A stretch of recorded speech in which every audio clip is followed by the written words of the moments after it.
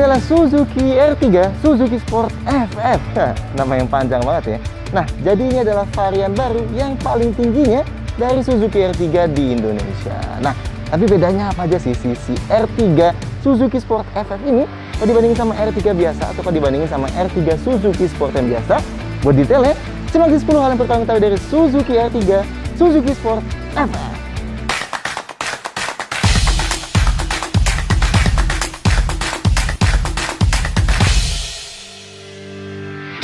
1. Apa itu FF? So, apa tuh FF? Kalau kalian suka main Gran Turismo, mungkin ngiranya FF itu front engine front wheel drive. Ya bener sih, R3 emang mesin depan penggerak roda depan juga. Tapi di sini FF itu artinya finest form atau wujud terbaik. Nah, Suzuki ngejadiin R3 Suzuki Sport FF ini sebagai varian tertinggi R3 di Indonesia. Di atasnya varian R3 Suzuki Sport biasa. Meski varian FF ini katanya juga diproduksi terbatas ya, hanya 125 unit aja. Tuh dari emblem limited di belakang. Anyway, biar nggak kepanjangan, kita bakal nyebut varian ini R3 SSFF. Dan sekarang, deretan varian R3 dari yang paling rendah ada GA, GL, GX, Suzuki Sport, dan Suzuki Sport FF ini. Semua ada pilihan transmisi manual dan otomatis ya, kecuali yang GA manual aja. Sedangkan harganya lebih mahal 13 juta dibanding varian Suzuki Sport biasa. 2. Pilihan warna. Nah, meskipun pilihan warna R3 biasa ada banyak ya, ada 7 malah. Putih, silver, grey, merah, merah yang lain, coklat, dan hitam. Dan R3 Suzuki Sport ada 3 pilihan warna, putih, abu-abu, dan hitam. Nah, khusus si R3 SSFF ini hanya ada 1 pilihan warna aja. Dual tone putih dengan atap hitam gini. 3. Ubahan eksterior. Nah, ini titik yang paling banyak berubah dari si R3 SSFF ini. Meskipun berubah di sini lebih ke pemakaian warna, beda warna atau stiker dari R3 Suzuki Sport biasa aja sih sebenarnya. Oke, pertama yang paling jelas, dari pilar A sampai ke atap R3 SSFF ini dilapisin stiker hitam gloss biar jadi ngasih kesan dual tone kayak gini. Mantap. Grill utamanya tetap pakai model titik-titik ini kayak di R3 Suzuki Sport, tapi di sini dibuat full hitam gini warnanya. Bumper bawahnya sama kayak yang dipakai di R3 Sport yang kelihatan lebih agresif dibanding di R3 biasa, tapi bedanya di sini garis yang di ujung kiri kanannya dibuat jadi piano black. Dan yang di tengahnya juga plus dikasih garis merah sedikit. Detail lampu depannya ada DRL LED, meski ini lebih kayak DRL aftermarket sih ya, soalnya bisa dimati nyalain gini pakai tombol di dalam. Lampu kecilnya halogen, lampu besarnya halogen proyektor, lampu jauhnya halogen di luar proyektornya, dan fog lampnya halogen.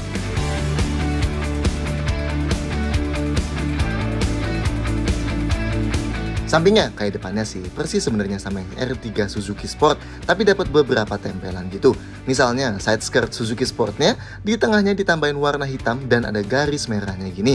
Plus di atas side skirtnya ada tambahan stiker hitam garis-garisnya gini. Spionnya juga nih di SSFF ini dilapis warna hitam, plus ada garis merah kecilnya juga. Sisanya sama sih. Handle pintunya chrome dan velg tetap 15 inci dual tone kayak yang dipakai di R3 Suzuki Sport dengan ban 18565R15. Sayang nih, di saat expander ultimate dan Veloski udah pakai velg 17 inci, R3 tertinggi tetap 15 inci.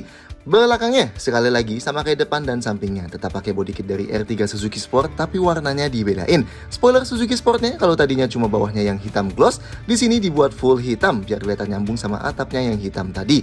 Bumper bawah Suzuki Sportnya yang tadinya di tengahnya ada panel ala diffuser warna silver, sekarang dibuat jadi hitam gloss dan ada garis kemerah-merahannya. Dan yang kita suka, kedua lampunya dibuat kelihatan nyambung sama panel warna merah ini. Coba aja merahnya reflektif ala reflektor lampu, kayaknya dia bakal lebih menarik lagi tuh ya. Detail lampu belakangnya, lampu malamnya LED bar ini, lampu remnya LED dots, lampu sein dan lampu mundurnya halogen.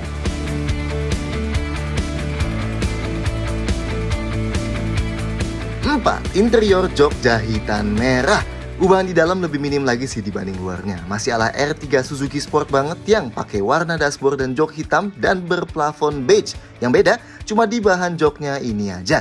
Kalau di Suzuki Sport pakai bahan kain hitam, di SSFF pakai bahan kulit sintetis hitam gini yang ada jahitan merahnya.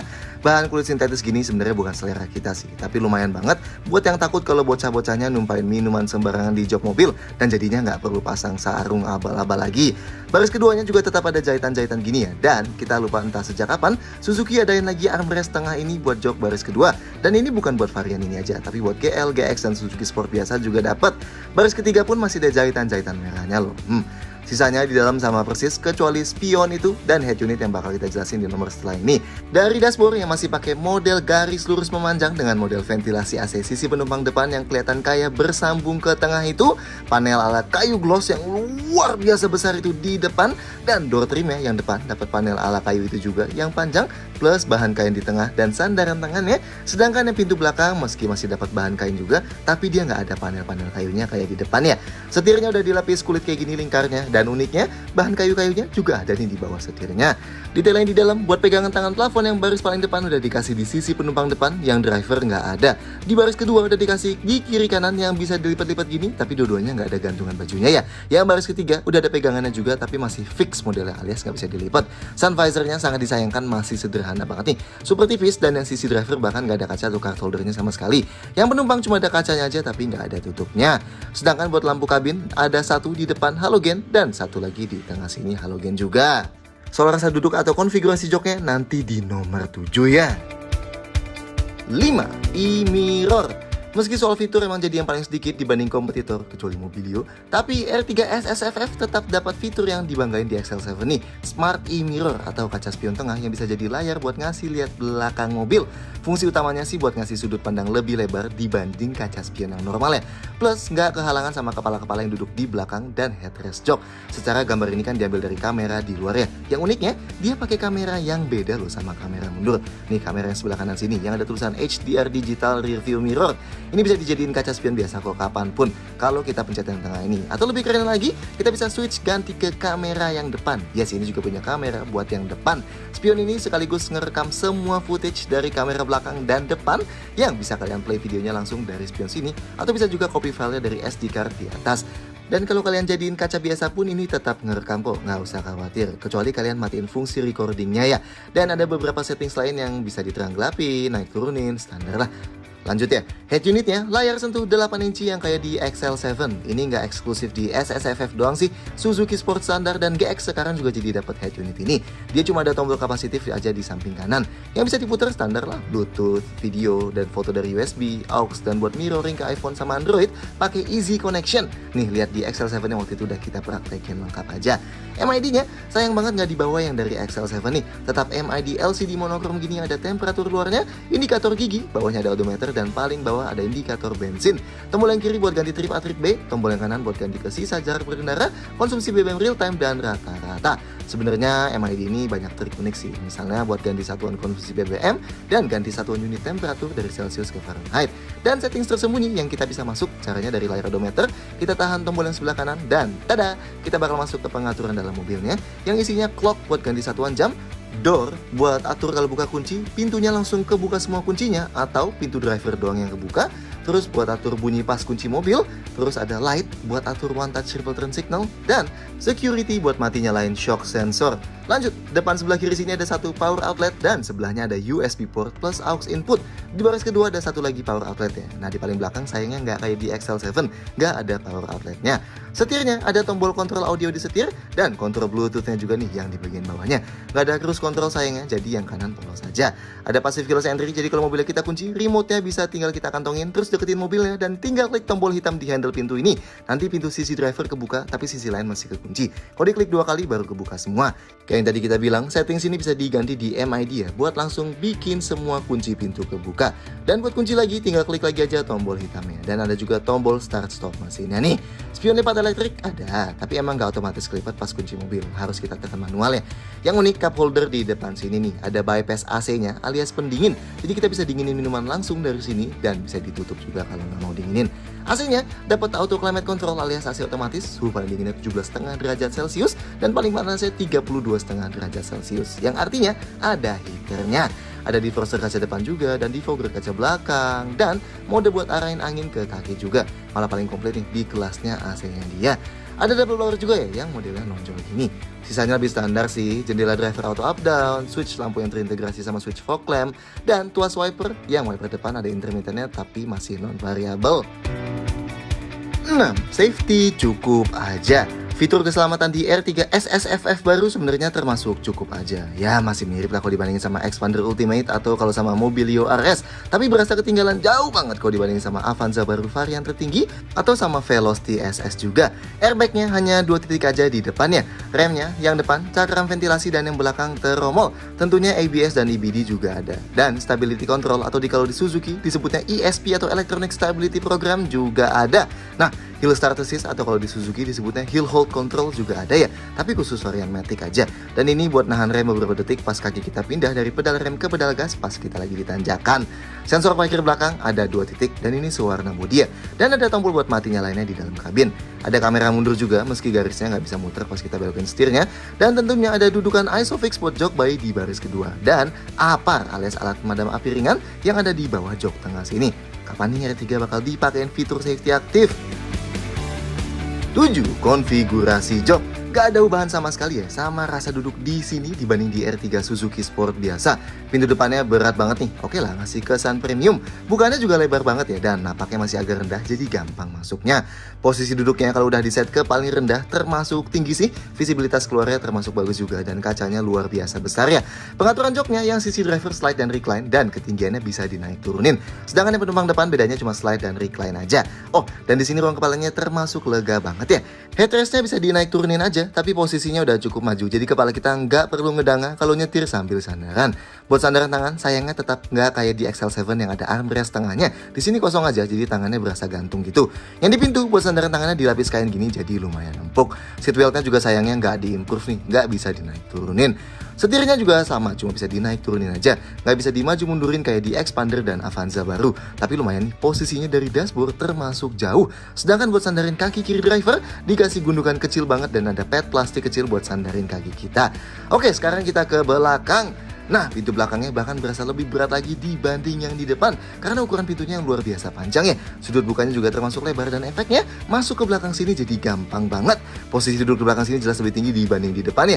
Jadi penumpang tetap bisa ngelihat keluar dengan jelas dan paha kita ketopang sempurna banget nih di sini. Joknya bisa digeser maju mundur. Ini kalau kita majuin sampai paling depan dan ngunci, kaki kita masih belum nabrak depan, tapi jelas udah sempit ya ruangnya. Pas-pasan. Kalau dimundurin sampai paling mentok, ruang kakinya jadi segini. Termasuk sangat luas, tapi penumpang dewasa pasti kesulitan duduk di belakang. Ruang buat gerak sepatunya masih super aman. Headrestnya sekali lagi sayangnya hanya di kiri dan di kanan aja yang adjustable, yang tengah masih nggak ada. Ruang kepalanya aman banget, super luas. Sudut sandarannya fleksibel ya, bisa diubah-ubah. Paling rebahnya nggak sampai tiduran, tapi udah relax banget kok. Buat sandaran tangan di pintu udah dilapis kain jadi empuk, dan yang di tengah udah ada armrestnya kali ini. Mantap! Nah, kalau mau duduk bertiga, napak ke tengahnya perlu ngelipat sedikit kakinya, tapi gampang karena konsol tengahnya nggak terlalu tinggi.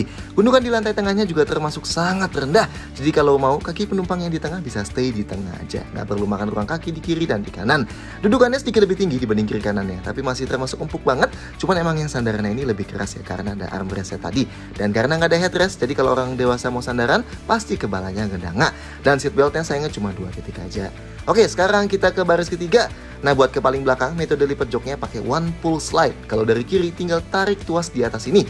Nanti joknya jatuh dan bisa kita geser ke depan. Nanti ada ruang segini ya buat masuk. Meski emang nggak selega yang pakai one touch tumble sih buat masuk ke belakangnya. Kalau dari kanan, yang kegeser ke depan langsung jok kanan dan tengahnya. Nah, jok paling belakang R3 emang the best nih di kelasnya. Ada headrest adjustable ya tentunya, tapi yang bikin dia enak itu dudukannya termasuk tinggi dari lantai nih. Jadi sudut paha kita nggak bakal ngangkat kayak di jok baris ketiga kebanyakan low MPV. Dan nggak bakal bikin terlalu pegel buat jarak jauh. Ya emang panjang dudukan joknya nggak sampai full cover paha kita sih ya, tapi semua di kelasnya juga gitu kok. Sudut sandarannya bisa diubah nih ke 4 titik berbeda dan bagian bawahnya ngikut juga. Dari segini yang paling tegak buat ngasih ruang bagasi paling gede sampai segini yang paling rebahnya, termasuk relax. Tapi emang ruang kepalanya sangat pas-pasan buat orang setinggi 170-an cm ya. Nah, ruang kakinya ini kalau jok depannya kita set paling maju, sangat lega. Dan ini kalau kita mundurin mentok, orang dewasa udah pasti nggak cukup. Ruang gerak sepatu di bawah juga masih termasuk aman kok. Di kiri dan kanan sini sama-sama masih ada buat sandarin tangan kita. Mantap. Jendela belakang juga ukurannya masih termasuk gede, jadi nggak bakal ngasih rasa claustrophobic. 8. bagasi dan storage. Bagasi R3 SSFF udah nyambung sama Smart Key-nya. Jadi kalau mobilnya lagi kekunci, remote-nya tinggal digantungin aja, deketin mobilnya dan klik tombol kecil yang di sebelah kanan ini. Nanti kuncinya bakal kebuka dan kita buka pintunya pakai handle fisikal ini di sebelah kirinya. Bagasinya tentu nggak berubah ya dibanding R3 standar, dan ini termasuk cukup gede sih di kelasnya. Bibir bagasinya termasuk mengotak, jadi gampang buat masukin barang yang lebar kayak gini. Jarak dari lantai ke tanah juga cukup tinggi ya, jadi buat masukin barang berat angkatnya bakal agak PR.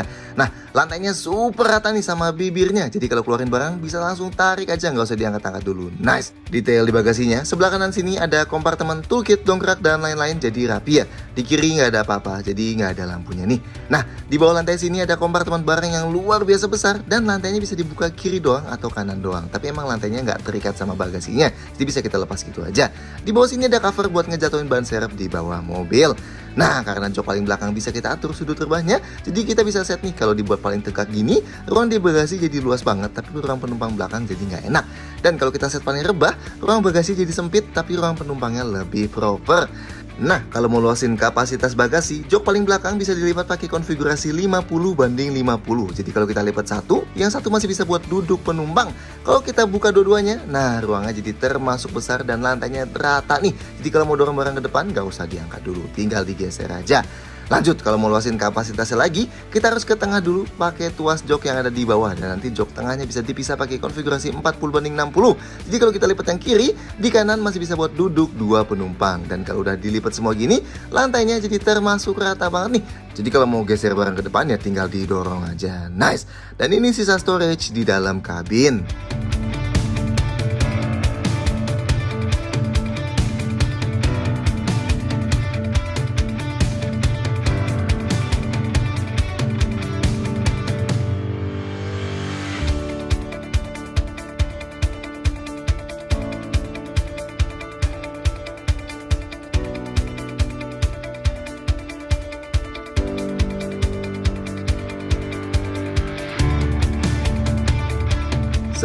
Mesin tetap sama. Di bawah kap ini nggak ada ubahan sama sekali ya. R3 SSFF tetap pakai mesin 1500cc K15B yang tenaganya 103 HP dan torsinya 138 Nm. Nggak beda jauh lah dari Expander atau Avanza baru. Pilihan transmisinya juga tetap ada manual 5 percepatan dan otomatis torque converter 4 percepatan. Dan ini juga tetap penggerak roda depan. Kita udah pernah review lengkap R3 baru ini dulu. Kalian tonton review lengkapnya aja dan lihat deh kenapa menurut kita ini tetap jadi low MPV yang paling pantas buat diperhitungkan. 10 detail-detail lain. Kayak R3 biasa, R3 SSFF ini juga tentunya diproduksi lokal di pabrik Suzuki di Indonesia ya. Nah, kayak setiap R3 mulai VIN 2020 ke atas, R3 SSFF ini juga dapat gratis biaya servis jasa dan spare parts sampai 50.000 km. Not bad ya, bikin lebih irit biaya. So, gimana menurut kalian soal R3 ini? Silahkan sampaikan di komentar di bawah. Klik like dan jangan lupa subscribe di channel YouTube kami. Dan video-video kayak gini lainnya. See you next time.